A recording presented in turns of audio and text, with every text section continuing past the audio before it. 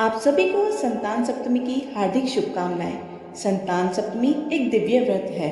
इस व्रत को करने से सभी मनोकामनाएं पूर्ण हो जाती हैं। संतान सप्तमी का व्रत भाद्रपद मास के शुक्ल पक्ष की सप्तमी तिथि को किया जाता है।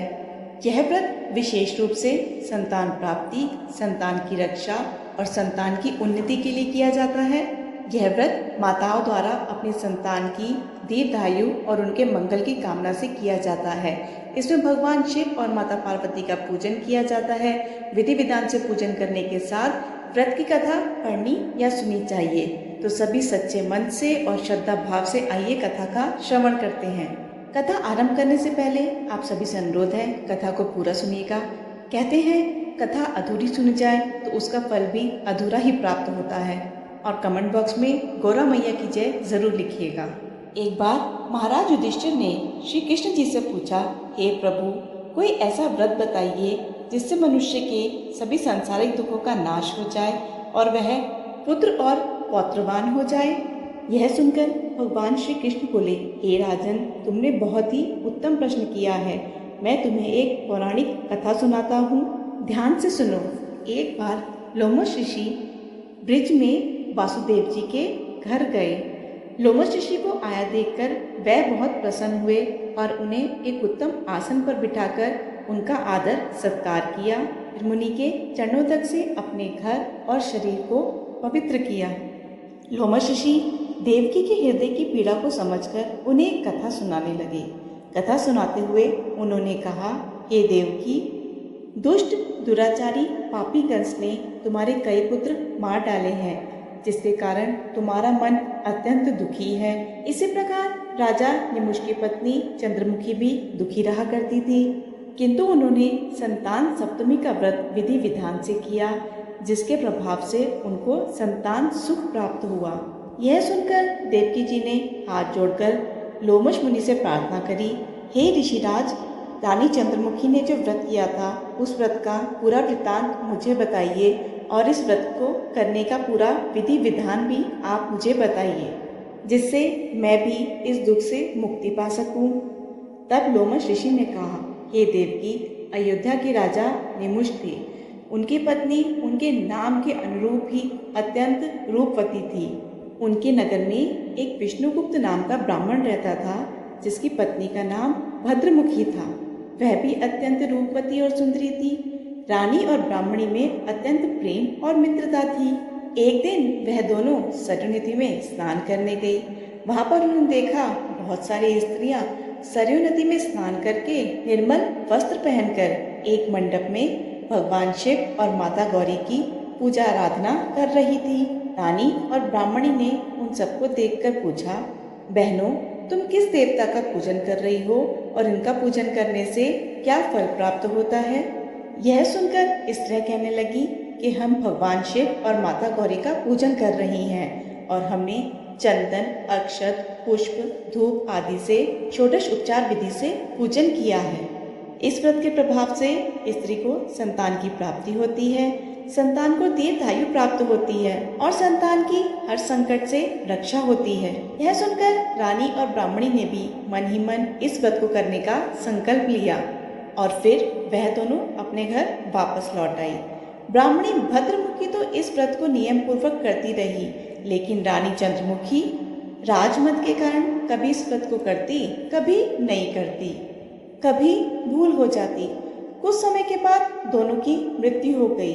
अपने दूसरे जन्म में रानी बंदरिया और ब्राह्मणी ने मुर्गी की योनि पाई, लेकिन ब्राह्मणी मुर्गी की योनि में होने के बाद भी कुछ नहीं भूली और महादेव और पार्वती जी का ध्यान करती रही। उधर रानी बंदरिया की योनि में भी सब कुछ भूल गई। कुछ समय के बाद उन दोनों ने यह देह भी त्याग दी। इसके बाद उन दोनों का तीसरा जन्म फिर से मनुष्य योनि में हुआ। ब्राह्मणी ने अपने तीसरे जन्म में एक ब्राह्मण कुल में जन्म लिया, जहां उसका नाम भूषणी रखा गया और उसका विवाह भी गोकुल निवासी एक ब्राह्मण से कर दिया गया। भूषणा देवी इतनी सुंदर थी कि वह आभूषण रहित होते हुए भी अत्यंत सुंदर लगती थी। यहाँ तक कि कामदेव की पत्नी रति भी उनके सम्मुख लग जाती थी। भूषणा देवी के अत्यंत सुंदर सर्वगुण संपन्न चंद्रमा के समान धर्मवीर कर्मनिष्ठ सुशील 8 पुत्र हुए। सब भगवान शिव के इस दिव्य और पावन व्रत का ही पुनीत फल था। दूसरी ओर शिव विमुख रानी की गर्भ से अब भी कोई पुत्र नहीं हुआ। वह निसंतान दुखी रहने लगी। रानी और ब्राह्मणी में जो प्रीति पहले थी वह इस जन्म में भी बनी रही। रानी जब वृद्ध अवस्था को जाने लगी तब उसे एक गूंगा, बहरा और बुद्धिहीन अल्पायु का एक पुत्र पैदा हुआ। वह भी 9 वर्ष की आयु में इस क्षण भंगुर संसार को छोड़कर चला गया। अब वह रानी पुत्र वियोग से अत्यंत दुखी और व्याकुल रहने लगी। देवयोग से भूषणा देवी रानी के यहाँ अपने पुत्र को लेकर पहुंची। रानी का हाल सुनकर उन्हें बहुत दुख हुआ, पर इसमें किसी का क्या वश। कर्म और प्रारब्ध के लिखे हुए को स्वयं ब्रह्मा जी भी नहीं टाल सकते। रानी अपने संकल्प को भूल गई थी, इसलिए उसे यह दुख देखना पड़ा। इधर रानी ब्राह्मणी के 8 पुत्रों और वैभव को देखकर उससे ईर्ष्या करने लगी और उसके हृदय में पाप उत्पन्न हो गया। उस ब्राह्मणी ने रानी का दुख दूर करने के निमित्त अपने 8 पुत्र उसके पास छोड़ दिए। रानी ने पाप के वशीभूत होकर ब्राह्मणी के पुत्रों की हत्या करने के विचार से लड्डुओं में विष मिलाकर उन सभी को खिला दिया, किंतु भगवान शंकर और माता पार्वती की कृपा से एक भी बालक की मृत्यु नहीं हुई। यह देखकर रानी तो अत्यंत ही आश्चर्यचकित हो गई और इस रहस्य का पता लगाने की उसने अपने मन में ठान ली। इधर भगवान की पूजा से निवृत्त होकर जब भूषणी देवी रानी के पास आई तो रानी ने उससे कहा, मैंने तुम्हारे बालकों को मारने की इच्छा से उनको लड्डू में जहर मिलाकर खिलाया, किंतु एक भी बालक नहीं मरा। तुमने ऐसा कौन सा दान पुण्य किया है जिसके कारण तुम्हारे पुत्र नहीं मरे और तुम नित्य नए सुख भोग रही हो? तुम्हारा तो बड़ा सौभाग्य है। इसका भेद तुम मुझे निष्कपट होकर समझाओ, मैं तुम्हारी बड़ी ऋणी रहूंगी। रानी के ऐसे दिए वचन सुनकर भूषणा ब्राह्मणी कहने लगी, तो सुनो, तुम्हें 3 जन्म का हाल कहती हूँ, सो ध्यान पूर्वक सुनना। पहले जन्म में तुम राजा निमुष की पत्नी थी। तुम्हारा नाम चंद्रमुखी था और मेरा नाम भद्रमुखी था और मैं ब्राह्मणी थी। हम दोनों अयोध्या में रहते थे और हम दोनों के बीच बहुत प्रेम था। एक दिन हम दोनों सरयू नदी में स्नान करने गई और दूसरी स्त्रियों को संतान सप्तमी का उपवास और शिव जी का पूजा अर्चन कर देखकर हमने भी इस उत्तम व्रत को करने की प्रतिज्ञा ली थी, किंतु तुम सब भूल गई और झूठ बोलने का दोष तुमको लगा, जिसे तुम आज भी भोग रही हो। और मैंने इस व्रत को आचार विचार सहित नियम पूर्वक किया और आज भी करती हूँ। दूसरे जन्म में तुमने बंदरिया का जन्म लिया और मुझे मुर्गी की योनि मिली। भगवान शिव की कृपा से और इस व्रत के प्रभाव से मैं कुछ नहीं भूली और इस व्रत को निरंतर नियमानुसार करती रही। तुम अपने बंदरिया के जन्म में भी उस संकल्प को भूल गई।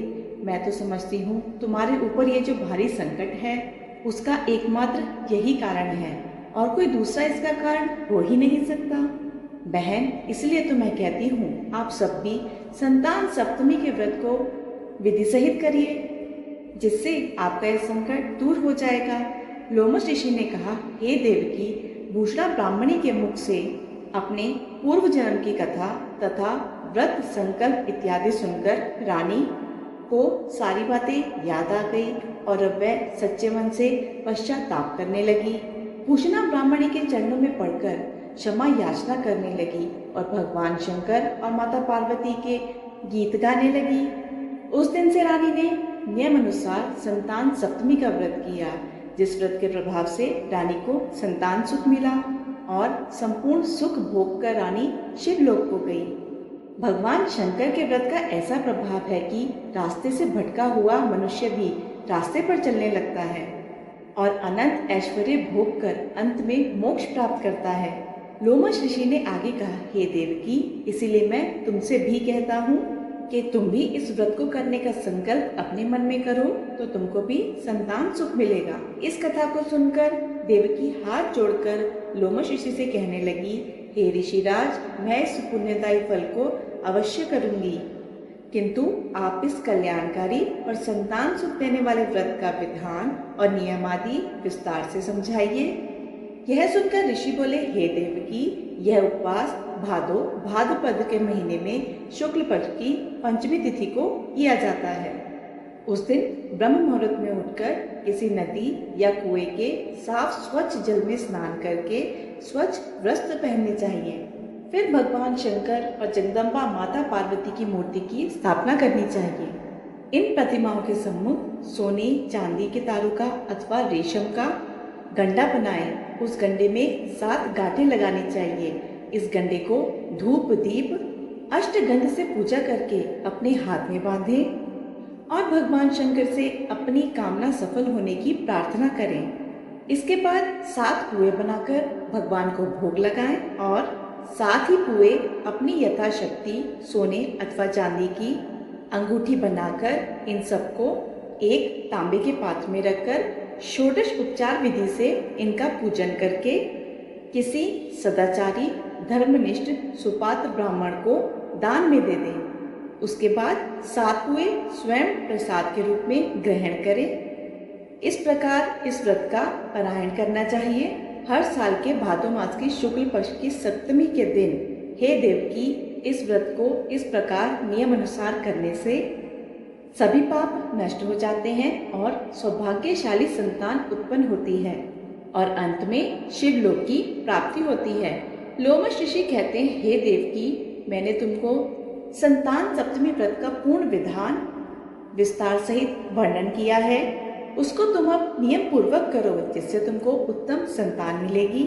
इतना कहकर भगवान आनंद कंद श्री कृष्ण ने धर्मावतार युधिष्ठिर से कहा, हे राजन, लोमश ऋषि इस प्रकार हमारी माता देवकी को शिक्षा देकर चले गए। ऋषि के कथन अनुसार फिर हमारी माता देवकी ने इस व्रत को नियम पूर्वक किया, जिसके प्रभाव से हम उत्पन्न हुए।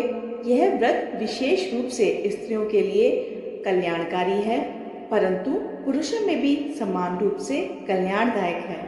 संतान सुख देने वाला, समूल पापों का नाश करने वाला यह उत्तम व्रत है, जिसे स्वयं भी करें और दूसरों से भी करवाएं।